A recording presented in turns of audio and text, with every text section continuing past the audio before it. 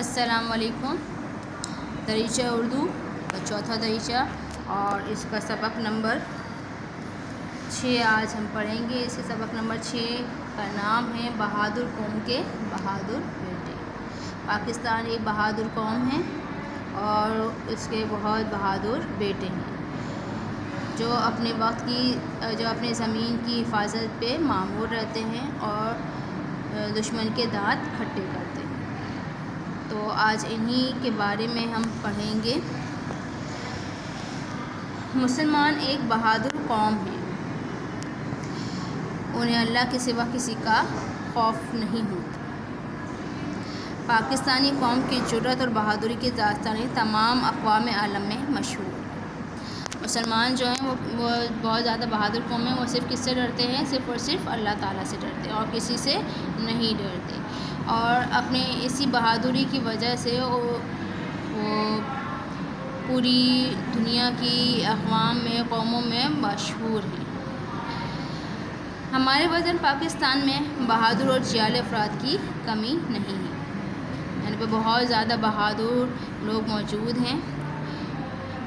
یہ اپنی قوم اور اسلام کی خاطر جان قربان کرنے کے لیے ہر وقت تیار رہتے ہیں، یعنی کہ کبھی بھی کیسا بھی وقت اپنے وطن پر آ پڑے تو یہ اپنی جان کی قربانی پیش کرنے سے گریز نہیں کرتے۔ ہمارے جرری بہادر سپاہیوں نے پڑوسی ملک ہندوستان سے لڑی جانے والی جنگوں میں جرأت و دلیری کے جو ناقابل یقین کارنامے انجام دیے ہیں، ان کی مثال دوسری قوم کے ہاں ملنا بہت مشکل ہے۔ ہمارے جو پڑوسی ملک ہندوستان ہیں ان سے جب بھی لڑائی ہوئی ہے تو پاکستان نے جو ہے ان کو منہ توڑ جواب دیا ہے اور ان کے ایسے کارنامے انجام دیے ہیں بہادری کے کہ اس کی مثال ملنا کسی دوسری قوم میں مشکل ہے۔ شجاعت و بہادری کے جوہر دکھانے پر انہیں بہادری کے تمغے نشان حیدر، تمغہ جرأت اور ستارہ جرأت وغیرہ دیے گئے۔ جب اتنے زیادہ بہادری کے کارنامے انجام دیتے ہیں تو ان کو انعامات سے نوازا جاتا ہے ہماری فوج کو۔ تو اس میں کون کون سے نشان ہیں؟ نشان حیدر، تمغہ جرأت اور ستارہ جرأت۔ پاکستان کا سب سے بڑا فوجی اعزاز نشان حیدر ہے۔ یہ اعلیٰ ترین اعزاز اب تک 10 شہداء کو مل چکا ہے۔ یہ جو سب سے بڑا جو نشان ہے وہ نشان حیدر ہے۔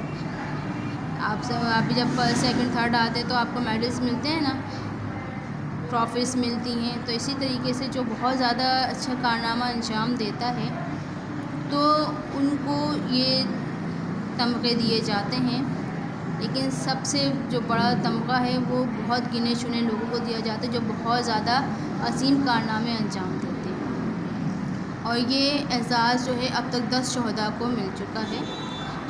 شہداء شہید کی جمع ہے اور شہید اسے کہتے ہیں جو اللہ کی راہ میں جان قربان کرتے ہیں۔ تو یہ 10 شہداء کو مل چکا ہے اور ان کے نام جو ہیں وہ درج ذیل ہیں۔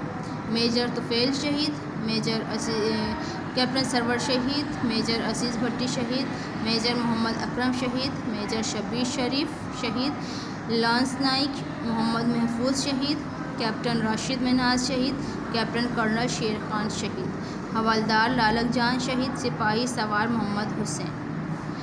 یہ 10 شہداء ہیں جن کو ان کے کارناموں پہ، ان کے بہترین کارناموں پر نشان حیدر ملا۔ اچھا، آپ کو ایک بات یہ بتاؤں کہ شہید جو ہیں، جو اللہ کی راہ میں جان دینے والے ہیں، وہ کبھی مردہ نہیں کہلاتے بلکہ وہ زندہ ہوتے ہیں۔ اللہ تعالیٰ ان کے رزق کا انتظام رکھتا ہے اور انہیں بھی جیسے ہم زندہ انسانوں کو کھانا پینا ملتا ہے اسی طرح انہیں بھی کھانا پینا ملتا ہے۔ وہ شہید ہوتے ہیں، وہ مردہ نہیں ہوتے۔ وہ اپنے شہید جو ہے کبھی مرتے نہیں ہیں۔ یہ قوم کے عظیم فرزند ہیں جنہوں نے اپنی جان کی پرواہ نہ کرتے ہوئے وطن کا نام اور پرچم سر بلند رکھا، یعنی کہ اپنی جان کی پرواہ نہیں کی ہے بلکہ عظیم کارنامے انجام دے کر اپنے وطن کا نام بھی روشن کرا ہے، اپنے وطن کو بھی جو ہے وہ بلند رکھا ہے۔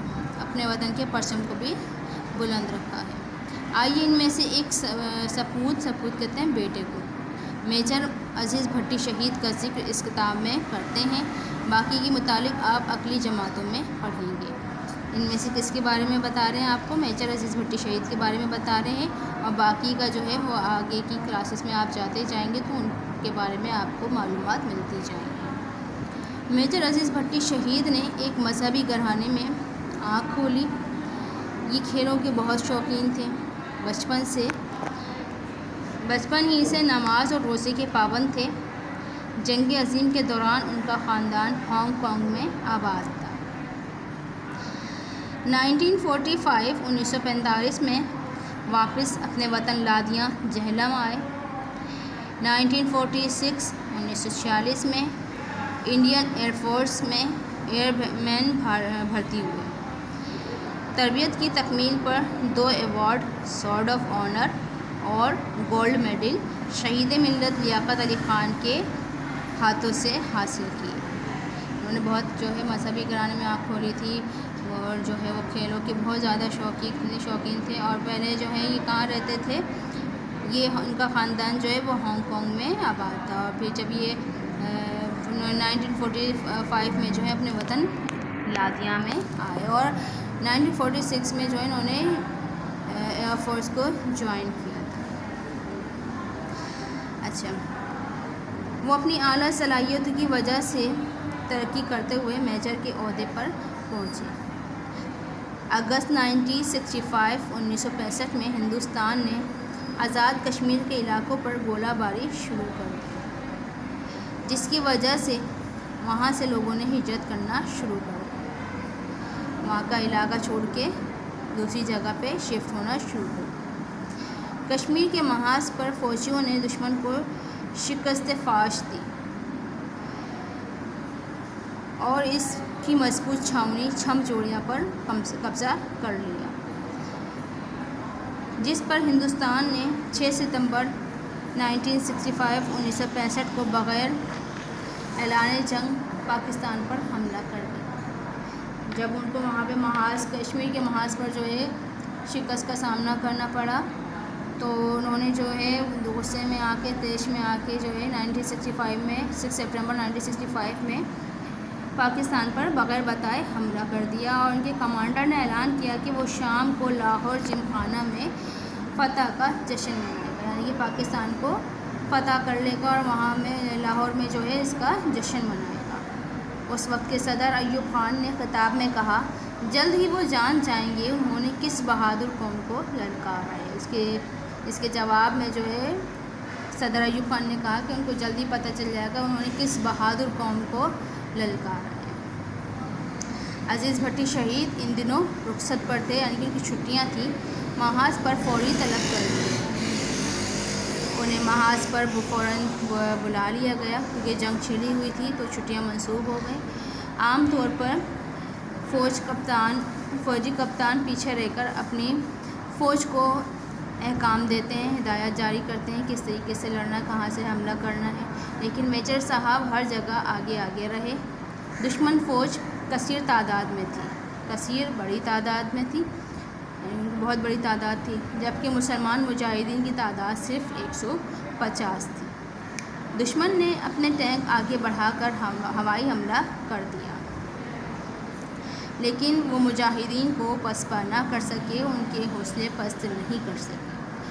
دشمنوں کی یلغار یعنی کہ حملہ روکنے کے لیے میجر عزیز بھٹی شہید نے نہر کا پل توڑوا دیا، لیکن خود 10 ستمبر تک وہیں ڈٹ کر مقابلہ کرتے رہے۔ دشمن کی تعداد میں مسلسل اضافہ ہوتا جا رہا تھا،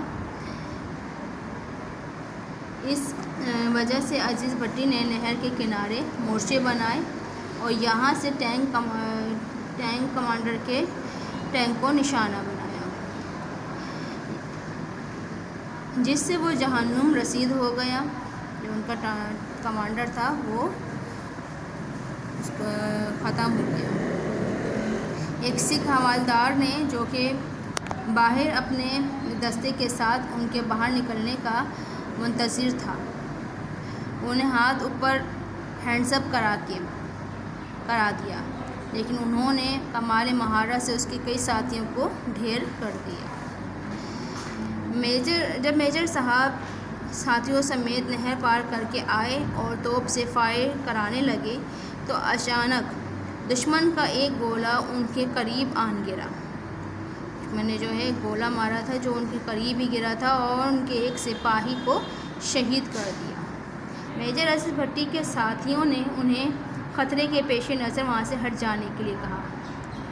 کہ یہاں پہ جو ہے دشمن گولہ باری کر رہا، آپ وہاں سے ہٹ جائیے، مگر ان پر صرف ایک دھن ہی سوار تھی کہ دشمن کے ناپاک قدم ہماری زمین پر نہ پڑ سکیں۔ وہ اپنی وطن کو بچانے کے لیے اتنے پرجوش تھے کہ وہ اس کا بہت زیادہ دھن ان پہ سوار تھی کہ کسی طریقے سے ان کو ختم کر دیں اور ان کے جو قدم ہیں وہ یہاں نہ پڑنے دیں۔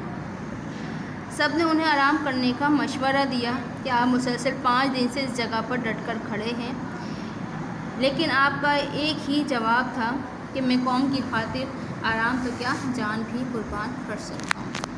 وہ مسلسل 5 دن وہاں کھڑے رہے تھے بغیر کسی آرام کے، تو ان کے ساتھیوں نے مشورہ دیا کہ آپ تھوڑا سا آرام بھی کر لیجئے، لیکن انہوں نے جو ہے وہ کہا کہ میں اپنے قوم کی خاطر اپنا آرام تو کیا اپنی جان بھی قربان کر سکتا ہوں۔ اس کے بعد وہ پھر نہر کی پشت پر کھڑے ہو گئے۔ دشمن نے ان پر گولیوں کی بوچھاڑ کر دی۔ ایک گولہ آ کر سیدھا انہیں لگا اور میجر اسد بھٹی شہید نے جام شہادت نوش کر لیا۔ ان کا گولہ آ کے لگا، پہلے تو انہوں نے ان پہ دشمن نے گولیوں کی بوچھاڑ کری، پھر ایک گولہ آ کر انہیں لگا جس کی وجہ سے وہ شہید ہو گئے۔ قوم کے اس عظیم فرزند کو تمغہ نشان حیدر سے نوازا گیا۔ پاکستانی قوم اپنے اس بہادر بیٹے کو کبھی فراموش نہیں کر سکتی، یعنی کہ بھول نہیں سکتی، جنہوں نے اپنی جان دے کر ہمارے ملک پاکستان کو بچائی ہے۔ آئیے ہم بھی عہد کریں کہ وقت آنے پر وطن کی عزت و حفاظت کی خاطر اپنے خون کا آخری قطرہ بھی بہا دیں گے۔ یعنی کہ ہم بھی اپنا وعدہ کرتے ہیں کہ جب ہمارے وطن کو ضرورت پڑی تو ہم پیچھے نہیں ہٹیں گے، بلکہ اپنے جسم کا آخری خون کا قطرہ بھی جو ہے اپنے وطن پر قربان کر دیں گے۔ امید ہے کہ آپ کو چیپٹر سمجھ میں آ گیا ہوگا۔ آپ دوبارہ سے اس کی ریڈنگ کریے گا اور اچھی طریقے سے اس کو پڑھیں گے۔ اللہ حافظ۔